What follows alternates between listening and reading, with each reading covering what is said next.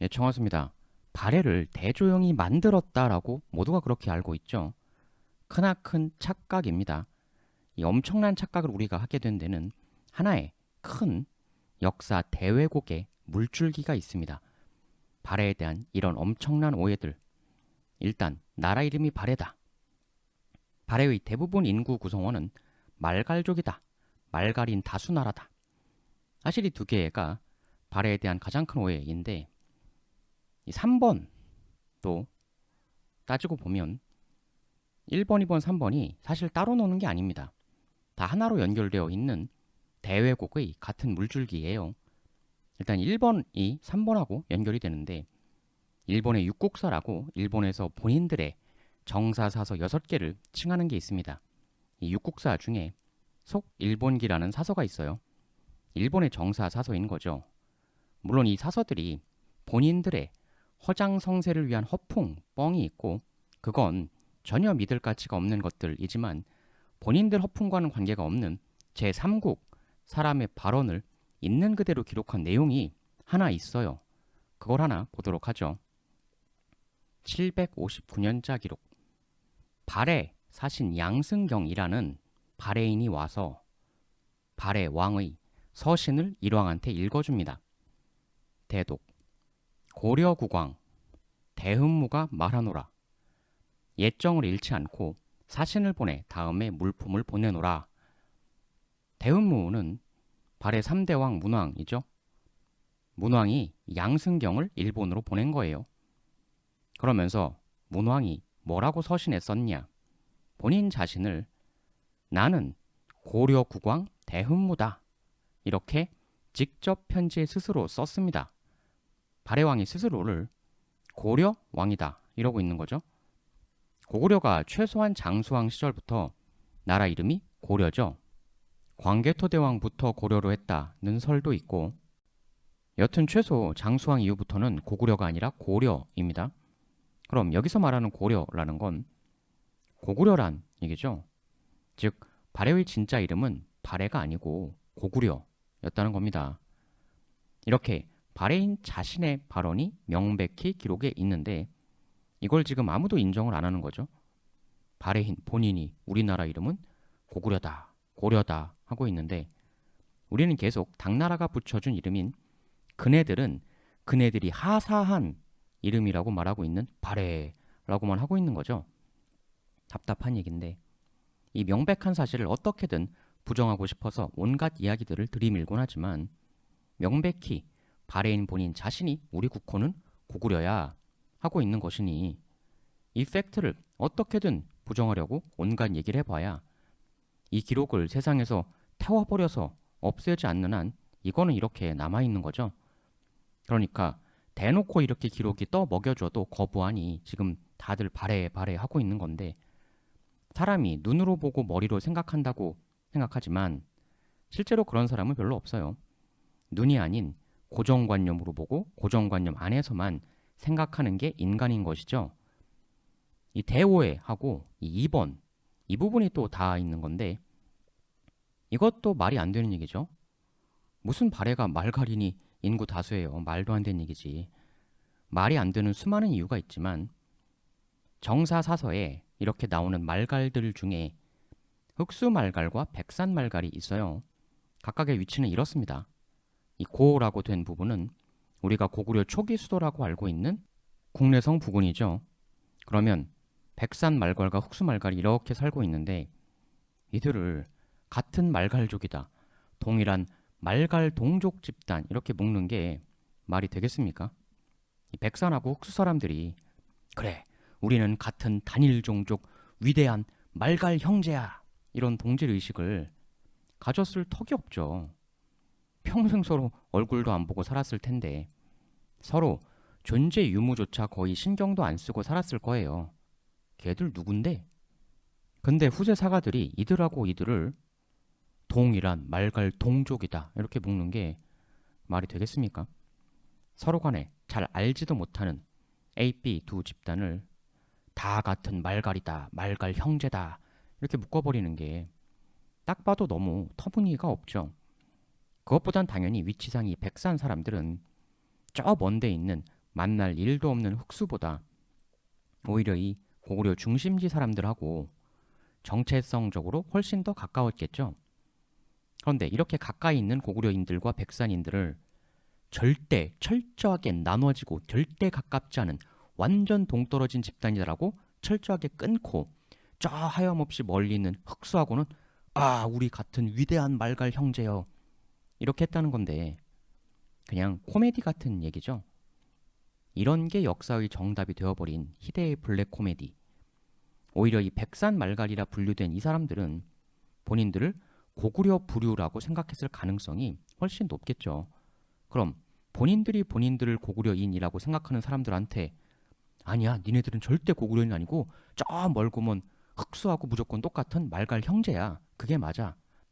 그냥 여기도 말갈 저기도 말갈 H도 B도 C도 D도 서로 아무 관계도 없는 오만 집단을 죄다 다 말갈 말갈 말갈 말갈. 그러니까 발해는 말갈족 다수의 나라였다. 이렇게 해버렸던 거죠. 그런 과정으로 도출된 개념을 우리는 절대 정답이다 이러면서 외워온 거고요. 그러니까 역사가 암기 과목이 아닙니다. 역사는 오히려 분류상 철학 과목이에요. 철학이 뭐예요? 철학의 가장 중요한 핵심 분야 중 하나. 무엇이 진정한 실체인가? 논리. 뭐가 오류고 뭐가 진실인가? 이런 철학 과목으로 분류가 되어야 하는데 그냥 시키는 대로 외우기만 하고 오지선다 찍는 과목으로만 교육을 하니 근데 이번에 이 얘기가 3번하고 연결이 됩니다. 1번, 2번이 틀렸다라는 건 제가 예전부터 얘기를 많이 해와서 알고 계신 분들도 계실 텐데 뜬금없이 3번은 뭐냐 이런 느낌이 드실 거예요. 이 3번이 1번, 2번에서 파생이 되어 나온 거거든요. 대조영이라는 사람이 우리 역사의 인물이라는 걸 부정하는 게 아닙니다. 명백히 우리 역사의 인물이고 우리 역사의 위인, 한국 사회의 대영웅입니다. 하지만 이 사람이 발해 1대 왕이냐? 여기에 기묘한 함정이 하나 숨어 있다는 거죠. 얼핏 다들 보고도 그런가 보다 하고 넘어가고 대단히 이상하다는 걸 눈치 못 채는 기록이 있는데 일반적으로 발해의 건국 연도를 698년 이거를 정답이라고들 알고 있죠. 고구려 멸망이 668이니까 30년의 공백이 있다. 이렇게 다들 알고 있는데 바로 그 공백이라는 30년에 우리가 눈뜨고 놓친 하나의 비밀이 있어요. 발해 본인들 스스로가 만든 본인들 역사서가 당연히 있었는데 그게 모조리 사라졌죠. 그래서 어쩔 수 없이 우리가 발해 역사를 볼 때 주되게 볼 수밖에 없는 두 개의 사서가 있습니다. 바로 당서, 구당서와 신당서입니다. 앞의 구당서를 리뉴얼 업그레이드한 게 신당서이죠. 둘 다 정사사서인데 먼저 구당서를 보면 구당서의 발해 역사를 이야기하는 챕터가 있는데 그 챕터명이 발해 말갈이에요. 발해 말갈이라는 챕터가 있습니다. 이 챕터에서 발해의 역사를 이야기하는 거죠. 근데 신당서는 같은 발해 역사를 이야기하는 건데 챕터명이 달라요. 신당서는 챕터명이 그냥 발해입니다. 여기는 발해 말갈, 여기는 발해. 이거는 왜 다를까? 이런 거를 왜 라는 걸 생각을 잘 안 해요. 그냥 그런가 보다 암기나 하자. 이런 경우가 대부분인데요. 근데 다른 건 이것뿐만이 아닙니다. 챕터명뿐 아니고 엄청난 내용의 차이가 있는데 그 의미 역시 다들 잘 캐치들을 못합니다. 구당서는 이렇게 시작을 해요. 발해 말갈에 대조영은 본래 고려, 고구려의 별종이다. 이 별종이라는 거를 고구려와 별도의 다른 종족이라는 뜻이다 라고 어거지로 해석을 해서 대조영은 말갈족이다 이렇게 주장하는 의견이 있죠. 터무니없는 얘기죠. 같은 구당서에 보면 이런 기록들이 나와요. 이 별종을 다른 종이라고 해석하는 게 딱 봐도 말이 안 되죠. 고구려는 부여의 다른 종이다 라는 건 말이 안 되잖아요. 별종이라는 거는 그 뿌리에서 나온 거다. 고구려는 부여의 뿌리에서 나온 거다. 이렇게 해석을 해야 문맥에 맞는 것이죠. 그래서 이 문장은 오히려 대조영이 말갈인이 아니라 고구려인이라는 걸 그대로 증명해주는 문장입니다. 근데 그건데 내용상 이게 뭡니까? 지금 이 발해 역사에 대한 전체적 시작이 대조영이라는 한 인물로부터 시작된다 라는 거죠. 사실 모든 기록은 첫 시작이 가장 중요하고 의미심장한 거거든요. 근데 그냥 발해라는 또 전혀 다른 챕터명으로 기록을 하고 있는 신당서를 보면 첫 시작이 전혀 다릅니다. 완전히 달라요. 발해는 본래 송말 말갈로 고구려에 부속되어 있었으며 성씨는 대씨다. 이렇게 나와 있어요. 두 개를 비교해보면 이렇습니다. 사실 신당서나 구당서나 기본적으로 발해를 말갈이라고 뒤집어 씌운다 라는 큰 틀에선 목적은 똑같습니다. 이게 당서, 당나라 역사책이니까 당연히 당나라 망한 이후에 만든 것이긴 하지만 그 원 소스들은 당나라 때의 소스들을 갖고 만든 거니 관점이 결국 당나라인들의 관점으로 만들어질 수밖에 없어요. 그런데 같은 당나라 마인드 소스로 만든 책인데 근데 지금 가장 중요한 첫 도입부가 굉장한 차이가 나고 있습니다. 왜 굉장한 차이냐면 여기는 모든 시작이 철저히 대조영이라는 한 인물로부터 시작하는데 여기는 대씨다. 대씨라는 한 가문으로부터 시작을 하고 있는 거죠. 한 개인으로 출발한 거냐? 어떤 가문 차원에서 출발한 거냐? 위에 구당선 뭐냐면 대조영의 가문을 철저히 배제하면서 이야기의 스타트를 하고 있습니다. 근데 신당선 오히려 대조영이란 개인보다 대조영 이전에 대씨라는 가문 거기서부터 출발을 하고 있는 것이죠. 이게 무슨 차이냐면 시점의 차이가 납니다. 그리고 이후에 똑같은 사안에 대해서 이 두 당서가 완전히 다른 기록을 보여주게 돼요. 즉, 둘 중 하나는 뻥이라는 겁니다. 진실이 두 개일 순 없죠. 이제부터 발해의 건국 스토리 두 개가 시작이 되는데 한번 보도록 하죠. 구당서, 고구려가 멸망하자 대조영은 가속을 이끌고 영주로 옮겨와 살았다. 696년에 거란의 이진충이 반란을 일으키니 조영은 말갈의 걸사 비우와 함께 각각 그들의 무리를 거느리고 동쪽으로 망명하여 요해지를 장악하고 수비를 굳혔다. 이 문장이 또 굉장히 중요한 문장인데 지금 문장이 걸사 비우하고 대조영이 각각 본인들의 무리를 거느리고 동쪽으로 이동했다. 이렇게 나와 있습니다. 대단히 중요한 문장이죠. 걸사 비우가 거느린 무리는 뭡니까? 말갈 무리이죠. 그럼 그 얘기는 뭐예요? 대조영이 거느린 무리는 말갈이라 칭해진 걸사 비우가 거느린 말갈 무리가 아니라는 거죠. 그럼 대조영이 거느린 무리는 뭐겠어요? 당연히 고구려인 집단이죠. 이때 당시 대조영의 역할은 고구려인으로서 고구려인 집단을 대표해서 이끌던 고구려인들의 리더였다라는 것입니다. 즉, 대조영은 명백히 고구려인이다라는 게 또 드러나는 것이죠.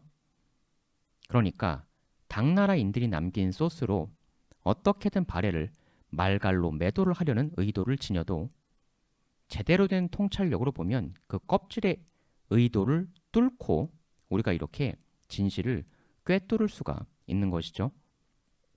구당서는 본의 아니게 대조영의 정체를 이렇게 고백을 해버렸습니다.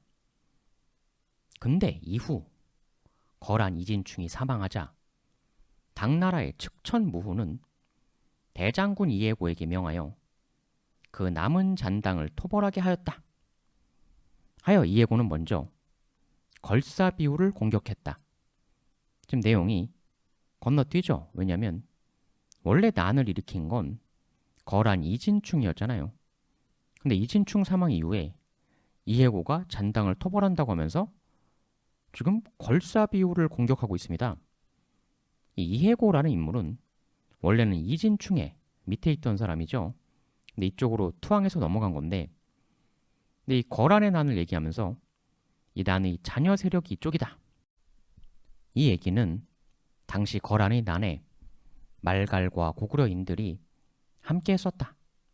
거란 플러스 말갈 플러스 고구려인 3대 세력이 연합해서 당에 맞섰던 상황이란 얘기인데, 근데 그걸 그렇게 표현하지 않고 다 건너뛰고 뜬금없이 여기를 공격한다. 사실 여기가 잔당이었다. 내용이 건너뛰고 있습니다. 무언가의 생략이 발생을 한 거죠. 이렇게 공격을 시작한 이해고는 먼저 걸사비우를 공격하여 그를 베었다. 지금 이해고가 이 말갈 집단의 수장 걸사비우를 참살합니다. 그 후에 천문령을 넘어 조영을 바짝 뒤쫓아왔다. 조영은 고구려와 말갈의 무리를 연합하여 이해고의 항거를 시작했다. 지금 말갈인 집단의 대표 걸사비우가 사망하고 그 무리를 대조영이 흡수하여 반격에 나서는 건데, 이에 이해고 군이 크게 패하고 해고만 겨우 탈출하여 돌아왔다. 이후에 거란과 해족이 모두 돌궐에게 항복하므로 측천 모으는 길이 막히게 되어 조영을 토벌할 수 없게 되었다. 이후 조영은 동쪽으로 가 계루의 옛 땅을 장악하고 동모산의 웅거, 성벽을 구축하고 살게 되었다. 조영이 용맹, 용병을 잘하니 말갈인 고구려인들이 점차 모여들어 성력 연간에 스스로 진국왕에 올라 돌궐에 사신을 보내 통교하였다. 성력 연간이라는 것은 698에서 700년을 의미합니다.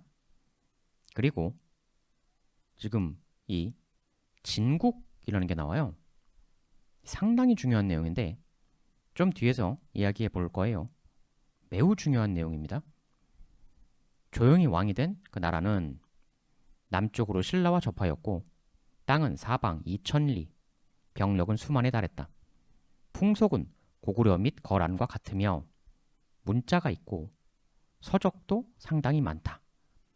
이게 이제 그 발해가 발해인들이 직접 쓴 발해의 역사서가 분명히 있었을 거라는 거죠. 지금까지의 내용은 발해의 라이벌이었던 발해를 깎아내려야 하는 그런 입장에 당나라인들의 철저한 관점, 그 기술인데, 거기에서 벗어난 발해인들이 직접 쓴 본인들의 역사, 그게 명백히 있었다는 겁니다. 어디로 갔는지 지금은 다 사라져 버렸지만 713년에 당나라 황제 예종이 대조영에게 사신을 보내 발해 군왕으로 삼아주었다.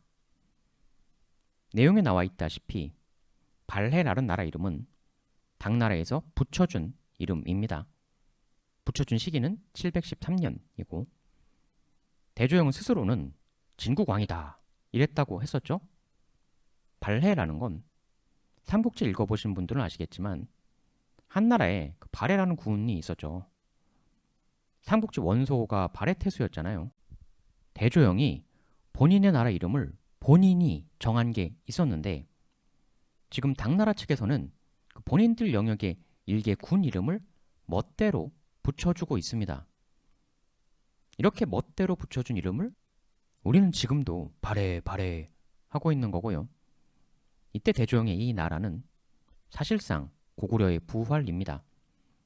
그런데 당나라가 고구려를 멸망시키기 위해 실로 엄청난 돈과 어마어마한 인력을 그야말로 쏟아부었거든요. 그래서 천신만고 끝에 연개소문 아들들 4분 때문에 겨우 멸망을 시켰는데 이제 와서 다시 고구려가 부활했다. 이러면 당나라 내부적으로는 물론 외부적으로도 너무나 거대한 망신이죠. 그 엄청난 돈과 인력을 갈아 넣은 것이 그야말로 말짱 도루묵, 대허수고를 한 거죠. 그렇기 때문에 명백히 대조영이 주창하는 본인들의 국호가 있었음에도 그거를 은근슬쩍 덮고 이전부터 본인들 관할 영역의 지명인 발해라는 이름을 붙여준 건 발해를 말갈의 나라로 매도한 그 동기와도 이어지는 거죠. 고구려인들의 나라가 부활했다. 이러면 얼마나 그간의 헛수고가 망신스러우며 내부적으로는 그 돈 인력을 쓰고 결과적으로 대체 뭐 한 거야? 라는 비판을 얼마나 당하겠습니까? 당나라 정권이. 그래서 당나라 정권은 어떻게든 이 발해를 말갈이 나라다라고 왜곡해서 진실을 조작할 절실한 이유가 있었던 것이죠. 그리고 또 하나의 당사자가 더 있죠. 바로 신라. 당나라처럼 고구려를 멸하기 위해 역시 엄청난 돈과 수고를 들였던 신라도 그 점에선 입장이 똑같습니다. 그러니까 신라도 당나라랑 똑같이 발해다라고 부를 수밖에 없었던 것이죠. 이때가 무슨 해외 심층 취재 나가는 기자가 있던 시절도 아니고 나라에서 그렇다는데 신라나 당나라 사람들이야 그런가 보다 하고 넘어가는 거죠. 요즘 같은 시대도 정부가 발표하면 웬만하면 다들 믿는데 이때야 뭐 말할 것도 없는 거고. 이게 이렇게 대조영의 나라 이름이 별도로 명확히 있는데 발해라는 이름이 동북아 전체에서 당사자가 아닌 그네들의 공식 국호가 되어버린 그런 과정입니다. 그리고 이 진실은폐적 국호를 지금 우리는 정답이다 이렇게 외우고 있는 거고요. 이게 사설을 읽어보면 대본에 이렇게 드러나는 내용인데 아직까지도 사람들이 인정을 안 하죠. 일단 기존 통념대로 발해가 698에 건국이 되었다고 해도 당나라가 발해라고 이름 붙여준 게 713이란 말이에요. 아니 그럼 대조영이 건국하면서 뭔가 나라 이름을 정했을 텐데 그게 진국이든 뭐든 그걸 휙 내팽개쳐 버리고 아이고 예 우리나라 이름 새로 지어주셨군요. 아이고 감사합니다. 제가 지었던 이름은 얼른 버려버리고 당장 당에서 지어주신 이름으로 바꿀게요. 너무나 감사합니다. 이랬다는 겁니까? 말 같지도 않은 얘기잖아요. 아니 상황을 5초만 생각해보면 말이 안 된다는 걸 바로 할 수 있는데 왜 그걸 무턱대고 덜컥덜컥 받아들이기만 하는가. 다만 그럼 대조영이 원래 오리지널로 지었던 이름이 정말 진국이냐. 근데 진국이라고 나온 게 지금 구당서란 말이에요. 그건 기본적으로 당나라 사람들이 기록해서 남긴 소스로 만든 사서죠. 근데 그들은 숨기려고 했어도 이렇게 대조영은 명백히 말갈인이 아닌 고구려인이었으며 당시 고구려인들의 대표를 맡을 정도의 인물이었다라는 게 드러났었습니다. 근데 이건 드러내주려고 드러내준 게 아니고 쓰는 이들이 본의 아니게 우리한테 들킨 거라서 더군다나 고구려인들의 대표를 이렇게 하고 있다는 걸 봤을 때 대조영 집안이 기존 고구려 내에서도 대단히 높은 집안이었다 라는 걸 우린 당연하게도 유추해 볼 수가 있습니다. 그러니까 고구려인들이 본인들이 대표로 이렇게 대조영을 따른 것이죠. 그럼 대조영은 고구려인 혈통이며 대조영 가문은 기존 고구려 내에서 대단히 높은 최지배층 가문이었다라고 하면 이때 대조영이 정한 나라 이름이 정말 진국이었을까? 그럼 대조영이 진국이라고 정했다면 근데 그렇다면 대조영의 손자인 3대 문왕이 왜 본인 할아버지가 정해주신 진국이라고 안 하고 본인이 왕하고 있는 나라 이름을 스스로 고구려, 고려라고 합니까? 지금 구당서는 그냥 이렇게 툭 기록하니까 지금 마치 건국자인 대조영이 나라 이름을 스스로 진국이라고 정한 것처럼 그렇게 느껴지게끔 써놓았거든요. 지금 진국이란 명칭이 갑자기 밑도 끝도 없이 툭 튀어나옵니다. 대체 진국이란 말이 어디서 나온 거냐?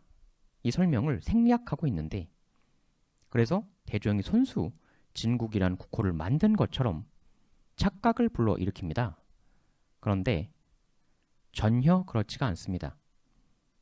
이건 대조영이 만든 국호가 아니에요. 진국이란 나라 이름을 대조영이 지은 게 아니라는 거죠. 근데 이걸 많은 사람들이 몰라요. 대조영이 지은 줄 알고 뭐 대진국이라고만 하면 무조건 맞는 거다라고 생각하는 경향도 일부에서 있는데 구당서는 왜 이름이 진국이 되었는지를 생략하고 있습니다. 그런데 이 구당서라는 사설을 리뉴얼, 업그레이드를 좀 해야겠다 해서 만든 게 바로 신당서라는 사서이죠. 신당서에서도 역시 발해의 역사가 나오는데 근데 구당서하고는 똑같은 나라를 이야기하는데 챕터명이 달랐죠. 여기는 굳이 발해에다가 말가를 타이틀에서부터 붙이고 있는데, 근데 여기에서는 그냥 발해다 이러고 있어요. 시작부터 심상치 않은 차이를 보이고 있는데, 많이들 이야기를 할 때 연구적 차원에서 발해사를 연구함에 있어 발해의 라이벌, 한때 적수, 발해를 깎아내려야만 하는 목적이 있는 이들의 소스로 만든 역사책이긴 하나, 현실적으로 다른 대안이 없어서 어쩔 수 없이 이걸로 봐야 하는 상황에서 구당서, 신당서를 비교해보면 신당서 쪽이 발해사적 측면에선 더 가치가 높다, 이런 이야기가 많습니다. 왜 그러냐면 신당서에 구당서에는 없는 세세한 내용들이 추가된 게 상당히 있습니다. 즉 내용이 더 풍부하다는 거죠. 맞고 틀리고를 떠나서 내용의 풍부함은 이쪽이 더 있다라는 거죠. 그리고 똑같은 사안임이 분명한데 내용 기록이 전혀 다른 그런 부분이 존재합니다. 한번 보도록 하시죠. 신당서의 발해. 이거다. 고구려가 멸망하자 무리를 이끌고 음루의 동모산을 장악했다. 영주에서 동쪽 2000리, 남으로는 신라와 닿아있다. 동쪽은 바다에 닿고 서쪽은 거란과 접한다.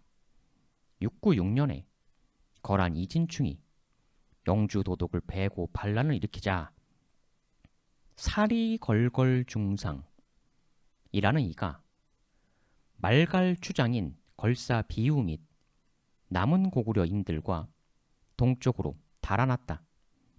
지금 이렇게 나오는데 이게 아까 구당서에선 어땠습니까? 이렇게 나왔죠.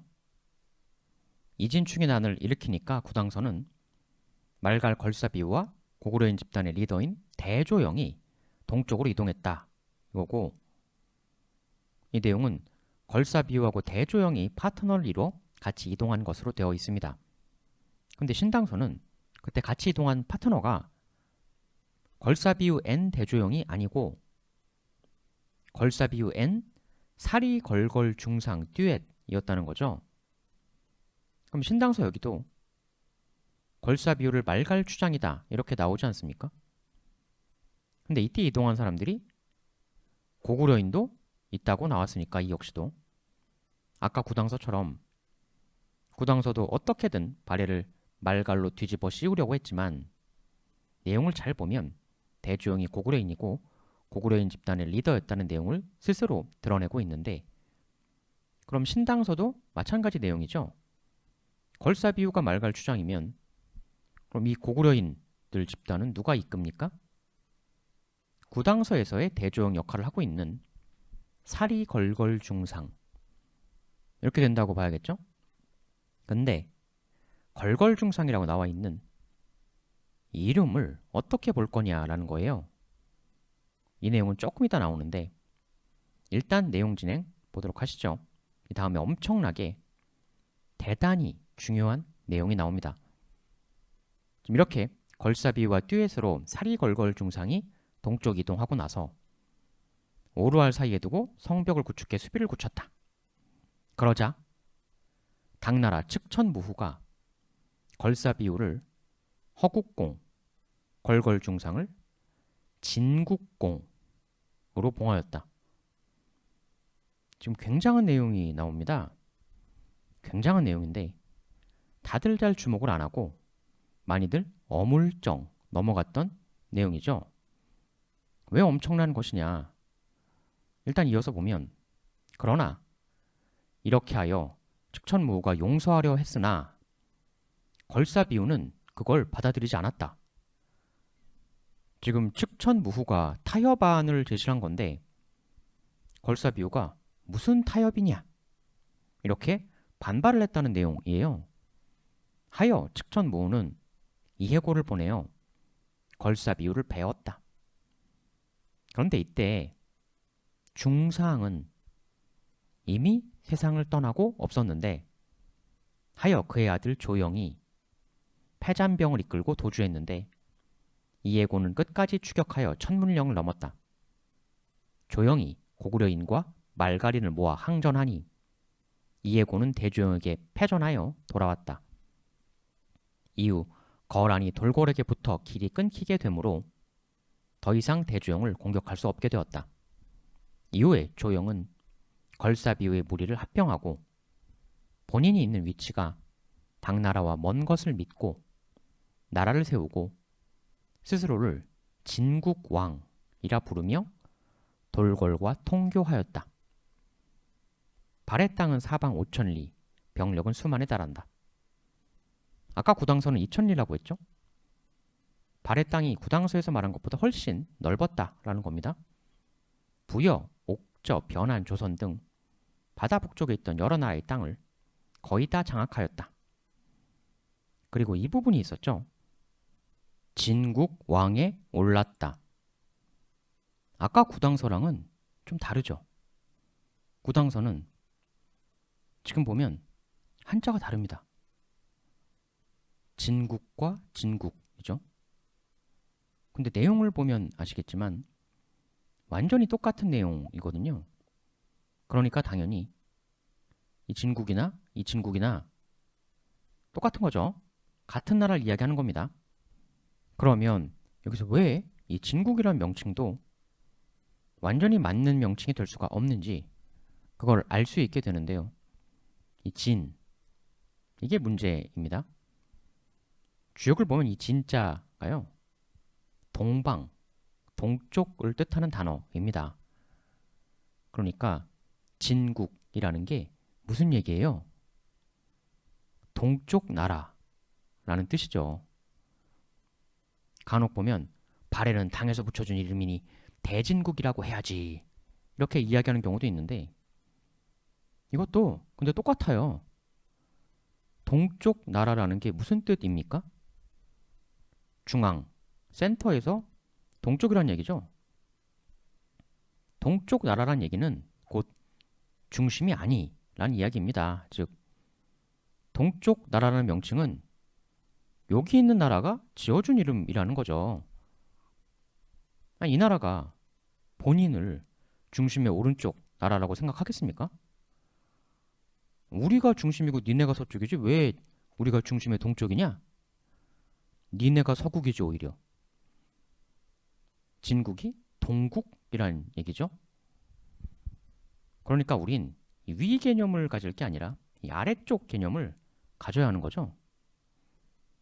왜 우리가 우리를 센터라고 생각을 못합니까? 그럼 이 진국이라는 게 누가 지어준 이름이었냐? 구당서에서는 진국이 밑도 끝도 없이 갑자기 툭 튀어나왔는데 신당선 아까 이 진국, 동쪽 나라라는 명칭을 지어준 사람이 누구인지 나왔었죠. 이거 진국이라는 명칭을 지금 누가 쓴 명칭입니까? 바로 발해의 서쪽에 있는 당나라에서 붙여준 명칭이라는 거죠. 측천무후가. 즉 진국도 발해라는 명칭과 마찬가지입니다. 당나라에서 붙여준 거예요. 이것도. 진국공이라는 당나라에서 붙여준 직위명에서 나온 거죠. 그렇다면 이제 우리는 발해도 올바른 게 아니고 진국도 역시 올바른 게 아니다라는 사실을 알 수가 있습니다. 말씀드렸듯 지금 이 기록은 서술자가 발해인이 아닙니다. 당나라 사람들이 써서 남긴 소스로 만든 사서예요. 그러면 당나라 사람들 입장에서 당연히 본인들이 붙여주고 본인들이 멋대로 규정한 이름으로 기재를 하겠죠. 왜 그렇게 남이 붙여준 것만을 우리가 절대적인 것이라고 숭상만 해야 합니까? 그렇다면 이제 진국이라는 것 역시도 대조영이 붙인 이름이 아니라 이 역시도 남이 붙여준 이름이라는 걸 알았다면 그럼 과연 대조영 본인은 본인의 나라 이름을 뭐라고 불렀을까?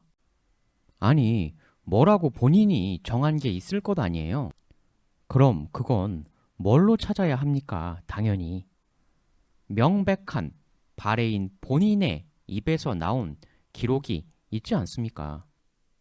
대조영, 손자가 이렇게 본인 입으로 발해의 진정한 이름은 바로 고구려였다. 라고 말을 해주고 있습니다. 최소 장수왕 시절부터 고구려는 고려라고 해왔으니까 고려가 고구려. 그럼 진국도 발해도 아니었다면 대조영 본인은 본인 나라를 뭐라고 불렀겠느냐? 손자랑 똑같이 했겠죠, 당연히. 대조영 본인도 이것처럼 나 대조영은 고구려, 고려의 왕이다 라고 했던 겁니다. 그러니까 여기서도 발해 문왕이 아니라 고구려 문왕이죠. 그러면 할아버지 대조영은 뭐예요? 당연히 고구려 왕이죠, 역시. 이렇게 고구려는 망하지 않았던 겁니다. 잠시 무너졌다가 금방 다시 부활했던 거죠. 이게 진짜 역사입니다. 그런데 그걸 이렇게 기록으로 대놓고 떠먹여줘도 세상은 절대 인정하지 않죠.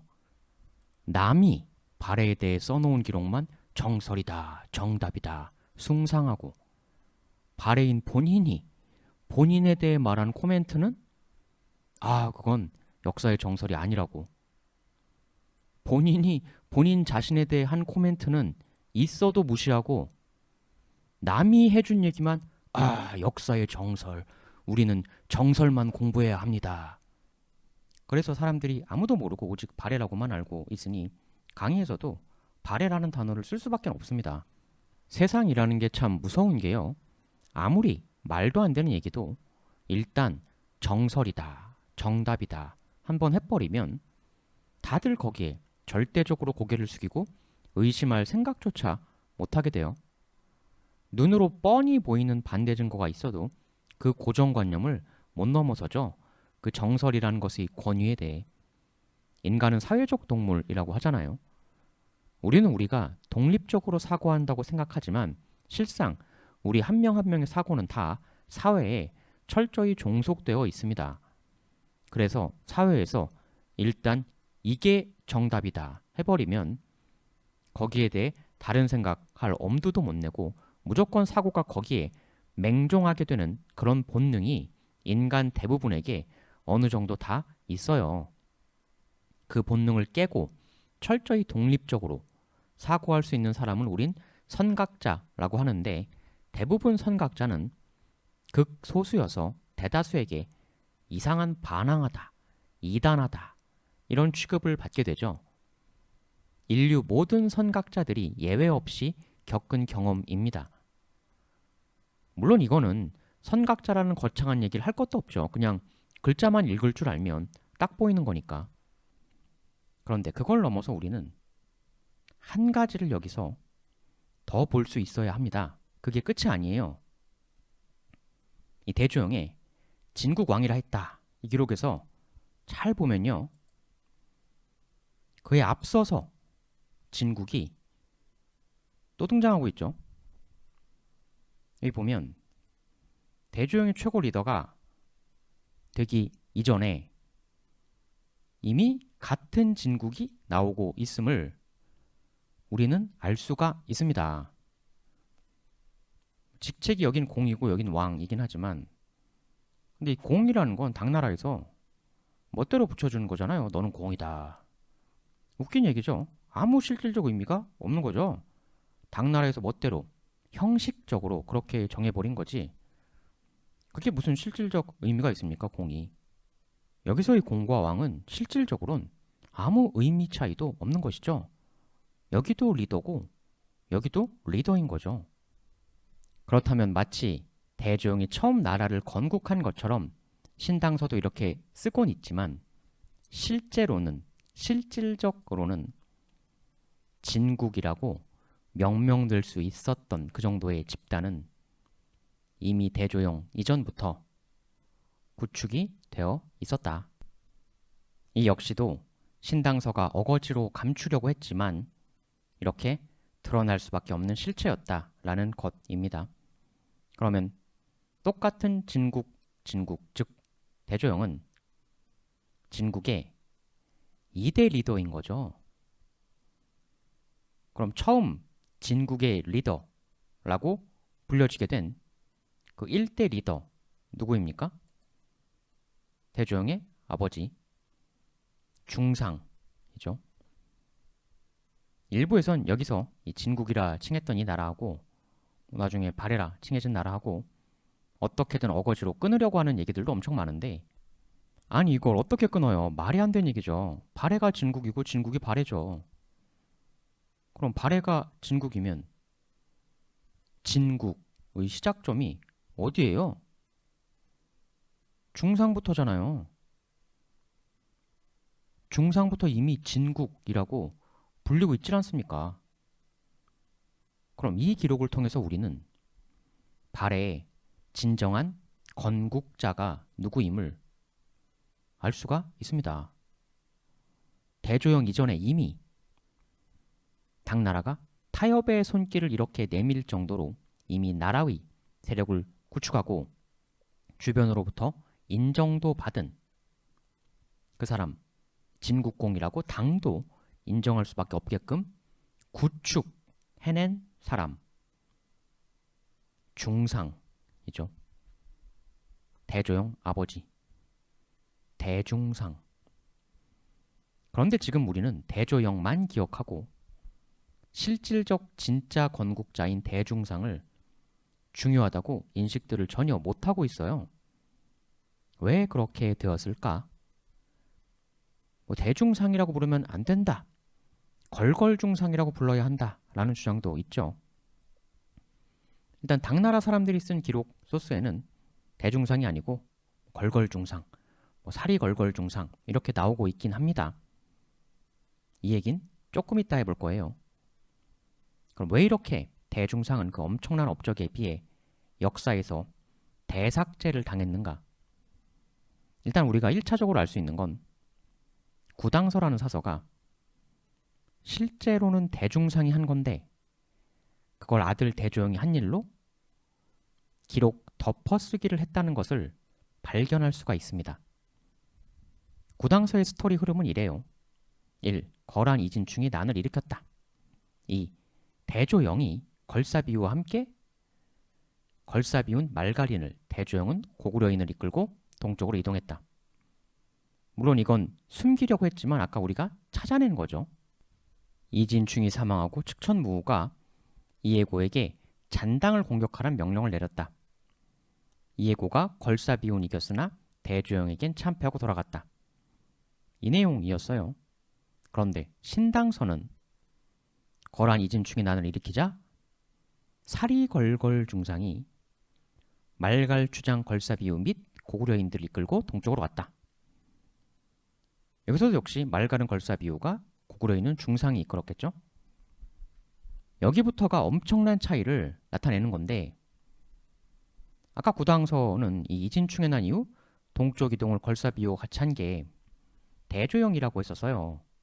그러니까 지금 아버지가 한 일을 아들이 한 일로 바꿔치기 한 거죠.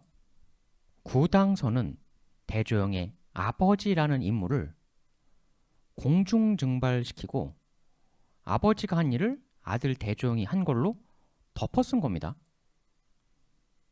왜 그랬을까? 대체 왜? 걸걸중상이 동쪽 이동 후 성벽을 쌓고 수비를 굳혔다. 그래서 측천무후가 타협안을 제시했다. 이 타협안이 바로 아까 이거였죠. 봉해줬다. 걸걸중상을 즉 대조영의 아버지를 인정해 줄 수밖에 없었던 겁니다. 대조영 아버지가 구축해낸 세력을 인정할 수밖에 없었던 거죠. 근데 이렇게 타협안을 제시했는데 무슨 이유인지는 기록하고 있지 않으나 중상의 파트너였던 걸사비우가 그 타협안을 거부를 합니다. 그래서 이해고를 공격본에 걸사비우를 베었다라는 거죠. 근데 이때는 이미 중상이 사망한 이후였어서 대조영이 남은 무리를 이끌고 이동했다가 이해고를 물리쳤다. 이런 내용입니다. 즉 대조영이 한 정확한 일은 이해고를 격파한 거죠. 이거는 구당서, 신당서가 모두 일치합니다. 그러나 구당서와는 달리 여기 2번에서 3번 측천무가 안 되겠다라고 인정하고 타협 제안을 했을 정도로 이미 세력을 강고하게 구축해낸, 그리고 진국이라는 명칭이 처음 나타나게 만든, 즉 건국은 아버지 대중상이 한 것이고 이해고 격파는 아들 대조영이, 이렇게 기록은 이야기를 하고 있는 겁니다. 감추려고 했지만 드러나버린 실체이죠. 그럼 이제 궁금한 건 왜 이런 조작을 했느냐라는 거예요. 특히 구당서 왜 대중상을 일부러 지웠을까? 명백히 대중상이 한 일을 왜 대조영이 한 일이라고 바꿔치기를 했을까? 그리고 신당서도 왜 아들은 대조영인데 아버지는 사리걸걸중상이라는 이상한 이름으로 기록을 했을까? 그냥 조영이 나중에 대시로 바꿨던 것 같은데? 라고들 그냥 보통 퉁치고 넘어가는데, 그럼 조영은 왜 굳이 성씨를 바꿨을까요? 근데 대시로 바꿔서 대시가 된 거다라는 기록도 없어요. 모든 게 다 그냥 어물쩍 넘어가고 있는 것입니다. 구당서는 명백한 창작 변조를 한 거고 신당서도 무언가를 크게 감추고 있는 거죠. 변조를 했다면 그 변조를 해야만 했던 이유가 있었겠죠. 변조는 무언가를 감추고 싶을 때 하는 거죠. 그럼 뭘 감추고 싶었을까? 대중상이라는 인물에 대해서 어떤 일이 있다라고 하면 그 일을 왜 했을까를 알려면 그걸 한 사람, 즉 변조를 한 사람, 그가 누구인지 이걸 인지하는 게 첫 번째 걸음이겠죠. 이 기괴한 대중상 지우기 및 이상한 변조, 이 변조를 수행한 사람은 당나라 사람 내지는 그 당나라 사람들이 남긴 기록 소스를 갖고 당나라 역사서를 쓴 사람인 거죠. 즉 이 변조에는 당나라 쪽 니즈가 들어가 있다는 겁니다. 고려시대 때 만들어진 제왕운기라는 책이 있어요. 고려 문신 이승유가 지은 운문으로 된 역사서인데 여기 보면 이런 이야기가 있습니다.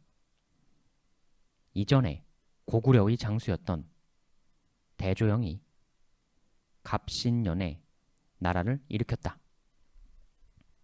지금 굉장히 중요한 포인트가 두 개가 나타납니다.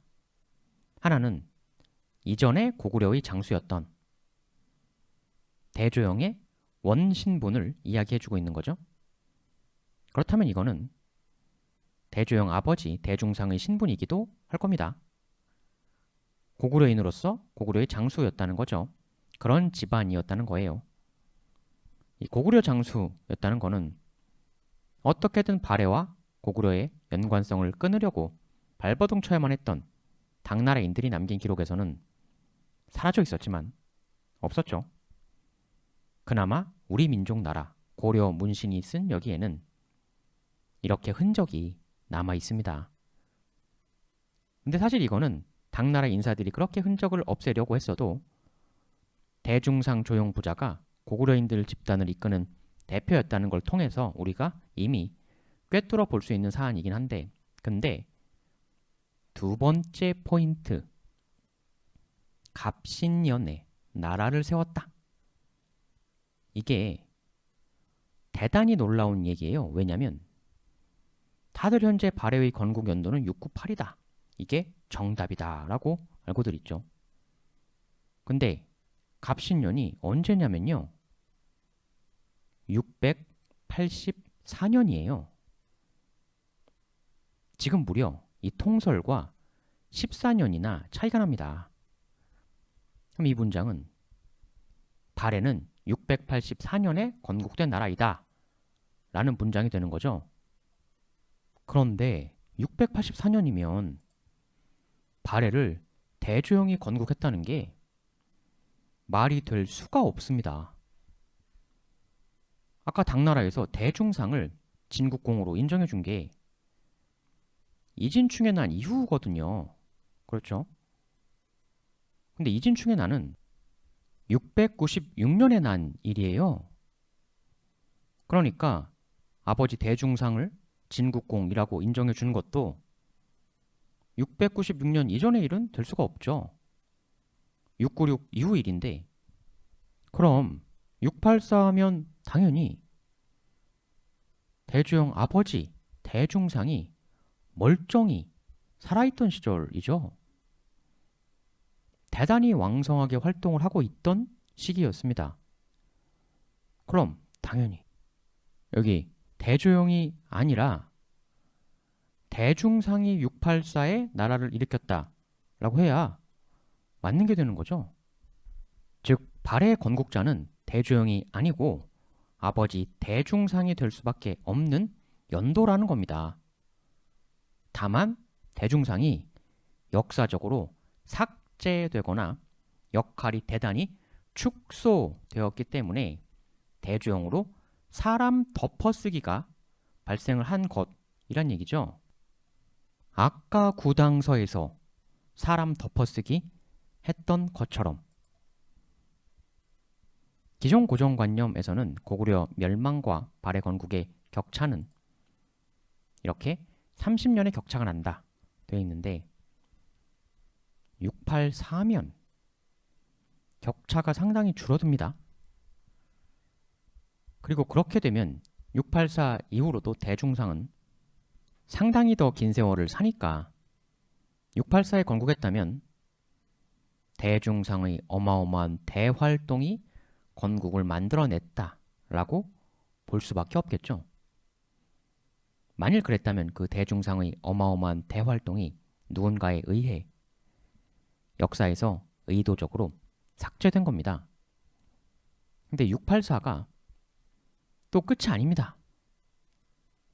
역시 남의 나라 사서가 아닌 우리의 유명한 삼국유사를 보면 거기엔 이렇게 나와요.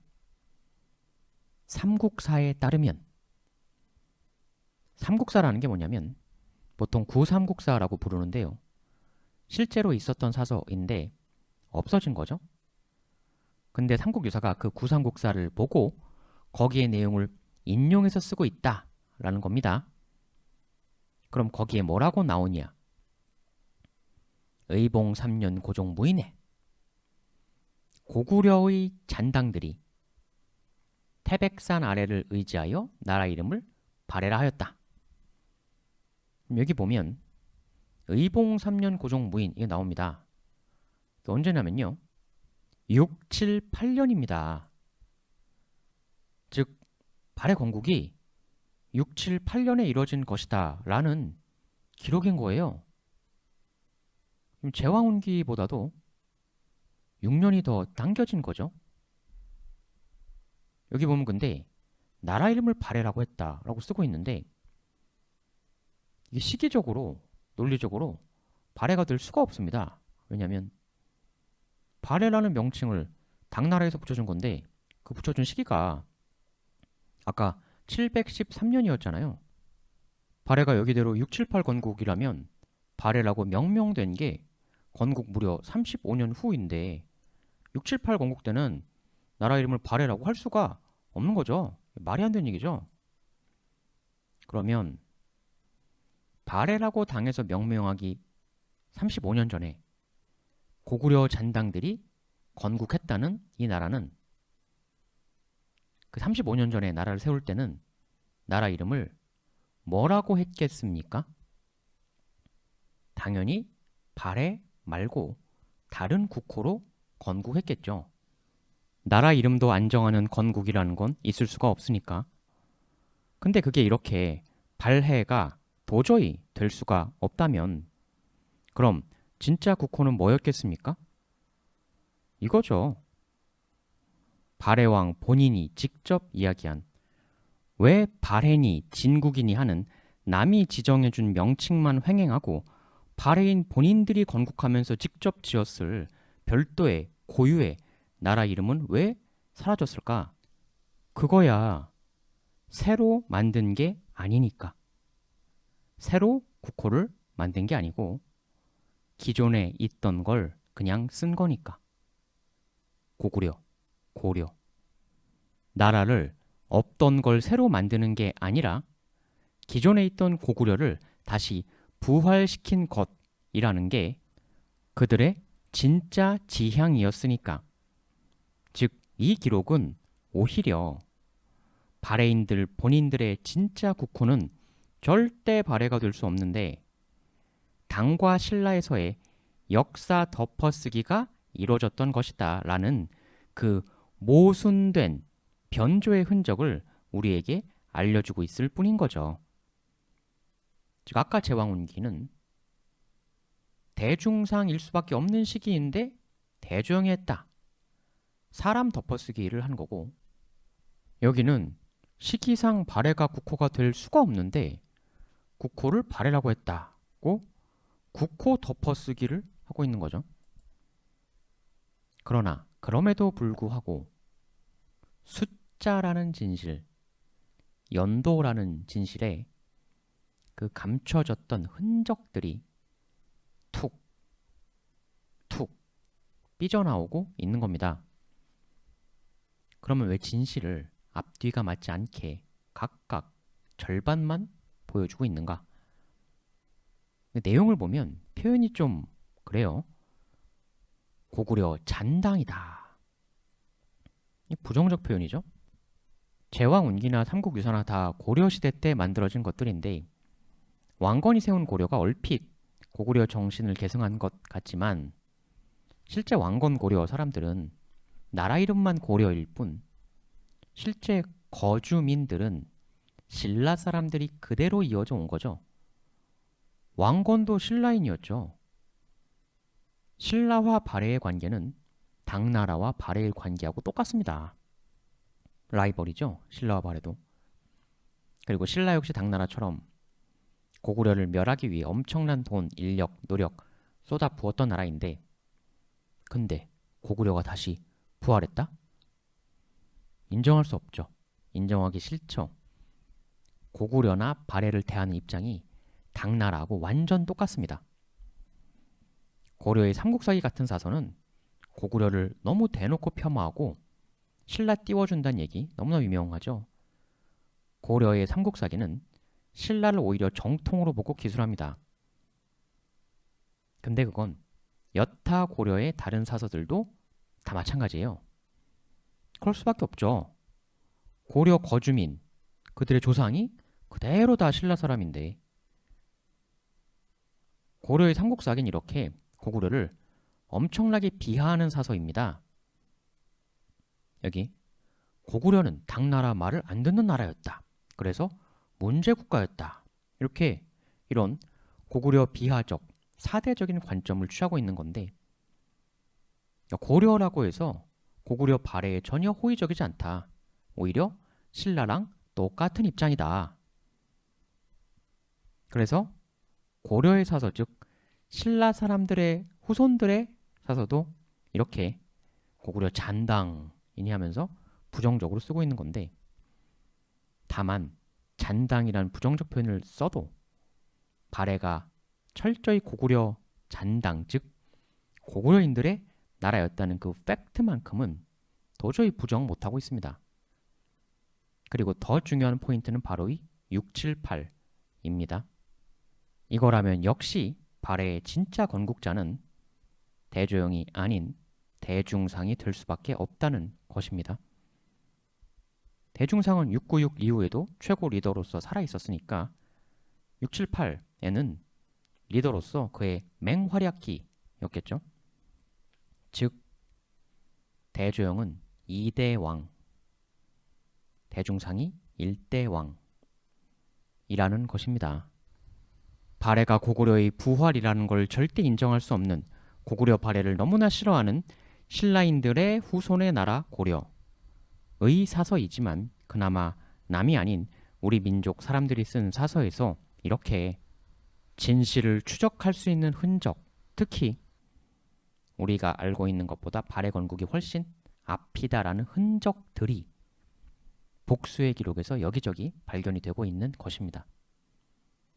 그렇다면 결국 우린 오직 대조영이 일대 건국자라고 알고 있었으니 진정한 발해 건국 아니 고구려 부활의 대영웅, 고구려를 다시 일으켜 세운 위인 대중상에 대해서 우린 완벽히 놓쳐왔던 것이죠.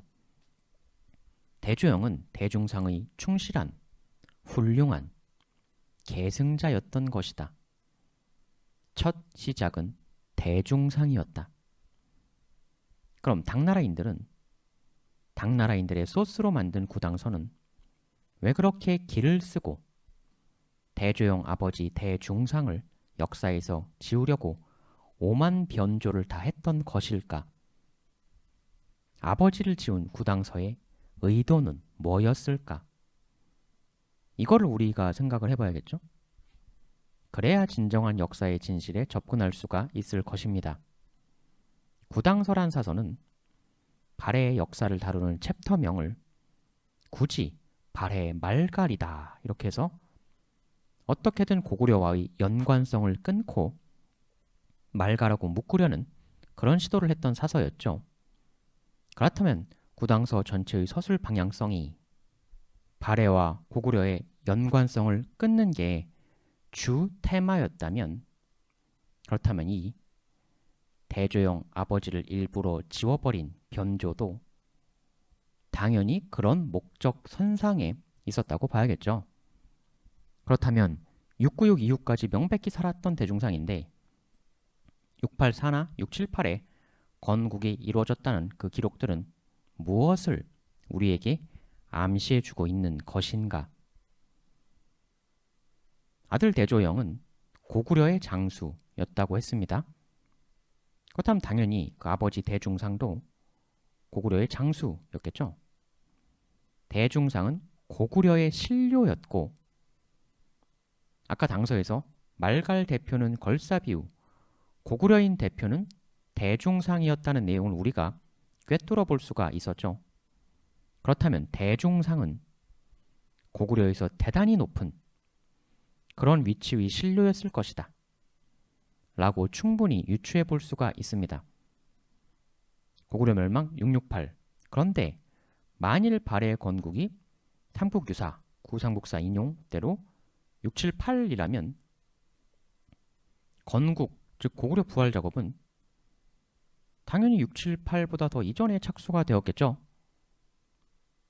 그럼 거의 고구려 무너지고 얼마 후부터 이 대중상이 부활의 대활약을 펼치기 시작했다라는 얘기가 됩니다. 그런데 678과 비슷한 시기에 삼국 사기에 이런 기록이 나옵니다. 고구려 마지막 왕이 보장왕이죠. 677년 2월에 보장왕을 조선왕의 봉에 요동으로 돌려보냈다. 지금 당나라에서 붙들어 갔던 보장왕을 677년에 돌려보냅니다. 돌려보내 나머지 무리들을 모으게 하고 해서 다스리겠다. 그럼 이때 붙잡아간 보장왕을 돌려보낸 이유가 뭐겠습니까? 기록에 나와 있진 않지만 너무 뻔한 거죠. 지금 구고구려 영토 내에서 무언가의 움직임이 발생을 했기 때문에 그래서 보장왕을 투입한 겁니다. 677년 이때 즈음에 무언가의 일이 일어났던 거죠. 그 무언가의 일이 무엇인지는 너무나 뻔합니다. 당연히 고구려인들의 부활의 움직임이었겠죠. 그러니까 구고구려 왕을 보내서 진정을 시키려고 한 겁니다. 전 고구려 왕을 보낼 정도라는 건 당시 이때 고구려인들의 이 움직임이 대단히 예사롭지가 않았다. 그리고 이때의 이 움직임 주동자는 고구려 혈통의 고구려인이었음이 명백하죠. 왜냐하면 전 고구려 왕을 보내서 진정시키려고 하는 대상은 당연히 고구려인일 수밖에 없죠. 그렇다면 이때 당에서 화들짝 놀라 전 고구려 왕을 보내 진정시키려고 했던 그 엄청난 움직임을 이끌었던 이 의문의 고구려인 A, 그는 누구였을까? 그런데 이 다음 기록이 보장왕이 요동에서 반란을 꾀하고 말갈과 통하였다. 이렇게 나옵니다. 그러면 1.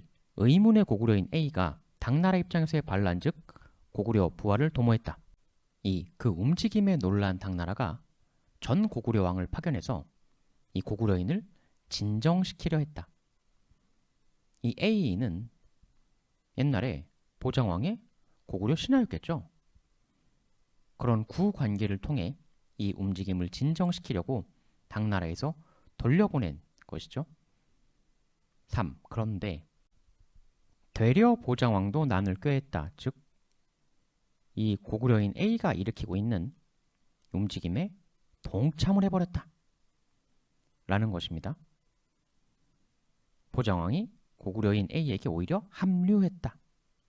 그리고 난을 꾀하면서 말갈과도 통했다. 즉, 이 거사에 말갈도 끌어들였다. 이렇게 정리를 해볼 수가 있겠습니다. 좀 전에 삼국사기 기록은 이 얘기를 하고 있는 거예요.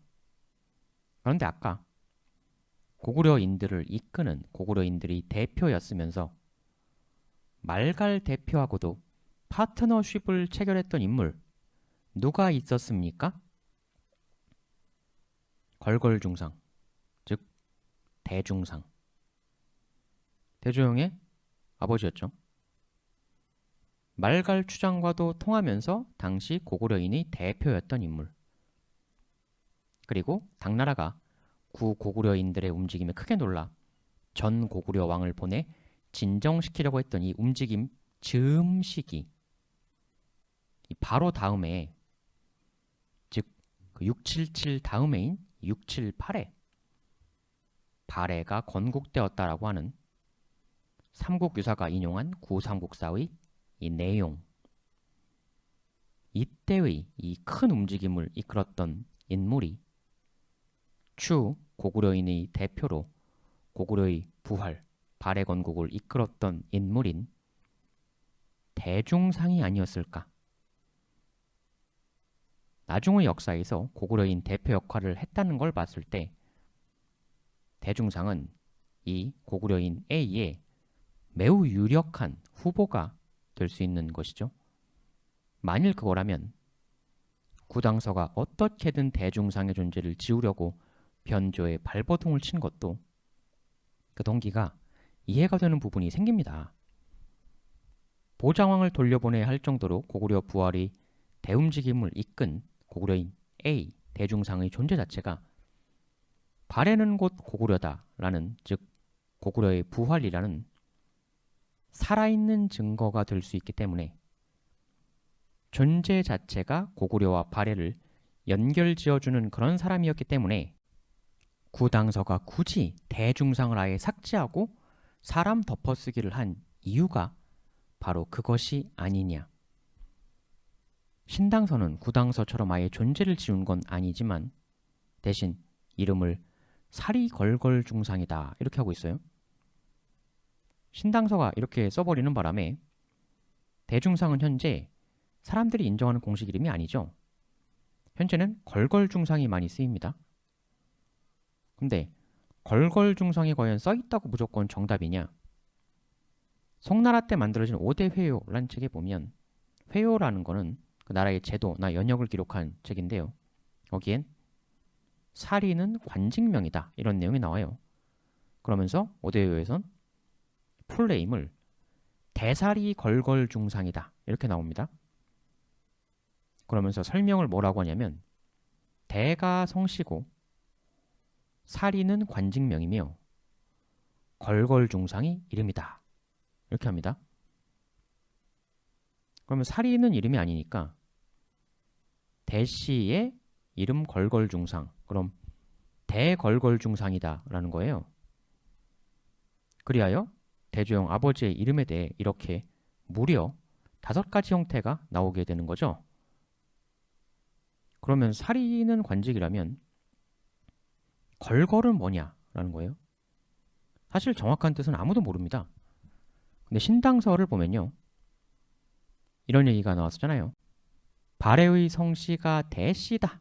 그러면서 사리 걸걸 중상 이렇게 나왔는데, 그럼 사리를 관직이라고 본다면, 근데 걸걸이 앞에 말갈 주장 걸사 비유가 나오죠. 근데 신당서도 구당서와 마찬가지로 어떻게든 발해를 말갈로 억지로 뒤집어 씌우겠다는 큰 목적은 같기 때문에 원래는 그냥 대중상인데 그 앞에 대를 말갈적 언어로 크다는 뜻의 걸걸로 바꿔치기를 해서 말갈스러운 느낌을 억지로 내려고 일부러 이렇게 쓴 거다라고 보는 설도 있어요. 그렇게 치면 결국 진짜 이름은 대중상이라는 거죠.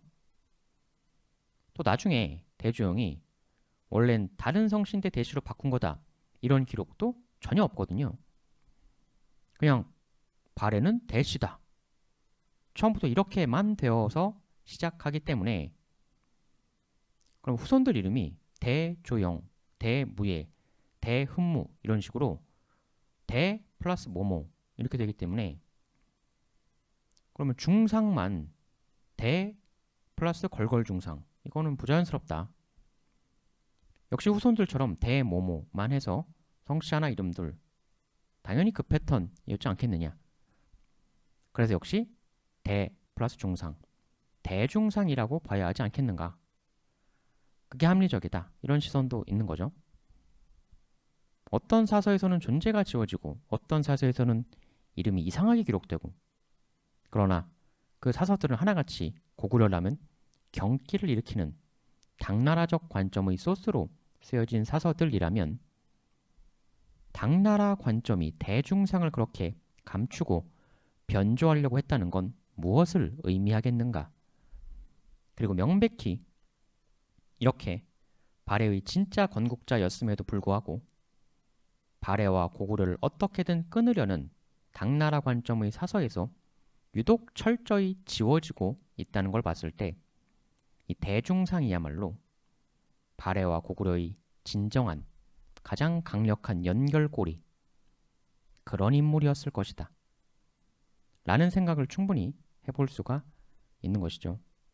그렇게 우리는 또 한 명의 너무나 위대한 고구려 영웅 위인을 잃을 뻔했지만 이렇게 올바른 탐구를 통해 다시 되찾을 수 있게 되는 겁니다.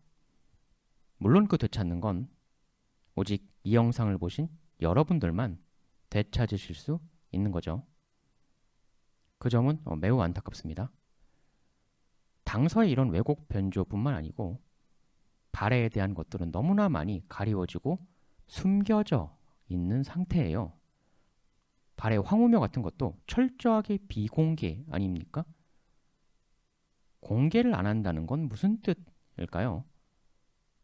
왜 공개 못할까요? 왜 그럴까요?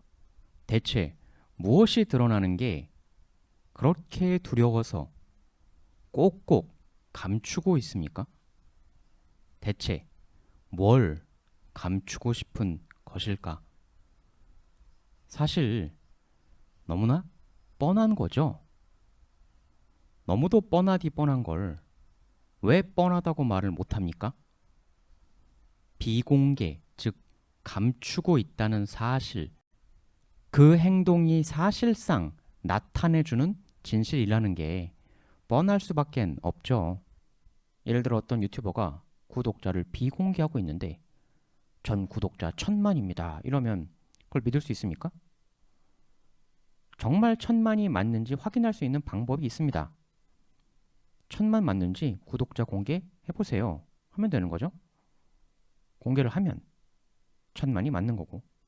근데 만일 말로만 커뮤니티 글로만 1000만이라고 하고 공개를 안 하면 끝내 비공개하면 뭡니까? 1000만이 아닌 거죠.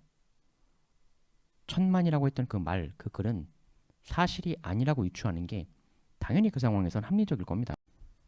감춘다는 행동, 비공개한다는 행동, 그것이 나타내는 건 본인이 평소에 말해온 내용과 반대되는 진실이 거기에 있으니까 감추는 거죠. 당연히. 이렇게 판단하는 게 정상적이고 합리적인 사고입니다. 그런데 그렇게 안 하고 나 통장에 1000억 있어. 그럼 통장 한번 보여줘봐. 아니, 못 보여줘 하면 이런 상황에서 저 사람 천억 맞아! 라고 믿는 사람이 오히려 문제인 거죠. 근데 오히려 비공개인 것이 차라리 나을 수도 있어요. 왜 그러냐면 비공개하고 있다는 것 그 자체가 우리에게 진짜 진실이 무엇인지를 사실상 이야기해주고 있는 것일 뿐더러 진정한 최악은 사실 비공개가 아니라 변조 후 공개. 이게 진짜 최악이거든요. 오늘 우리가 구당서와 신당서를 봤지만 똑같은 사안인데 투사서가 내용이 전혀 다르잖아요. 아예 대상이 되는 인물 자체를 바꿔버리죠. 즉, 둘 중 하나는 무조건 역사 변조일 수밖에 없는 거죠. 실질적으로는 둘 다 변조이긴 하지만 이처럼 역사 변조는 이미 수없이 이루어졌었기 때문에 한 번 더 하는 건 사실 일도 아니죠. 그런 의미에선 차라리 사실상 진실이 무엇인지 우리에게 알려주고 있는 그 비공개 상태가 차라리 나을 수도 있다. 발해에 대한 것들은 감춰지고 숨겨지고 변조되고 이런 것들 투성이인데 하지만 아무리 가리고 감추고 있어도 우리는 생각이라는 것을 할 수가 있기 때문에 감춰진 파편들 사이에서 이렇게 잊혀졌던 사실들을 하나하나 찾아나가 볼 수가 있습니다. 잊혀졌던 인물의 잊혀졌던 이러한 가치까지도 말이죠. 합리적 논리적 사고야말로 감춰진 장막보다 우리가 훨씬 더 진짜 믿어야 할 이야기가 될 것입니다. 그럼 다음 시간에 또 다른 내용으로 돌아오겠습니다. 대단히 감사합니다.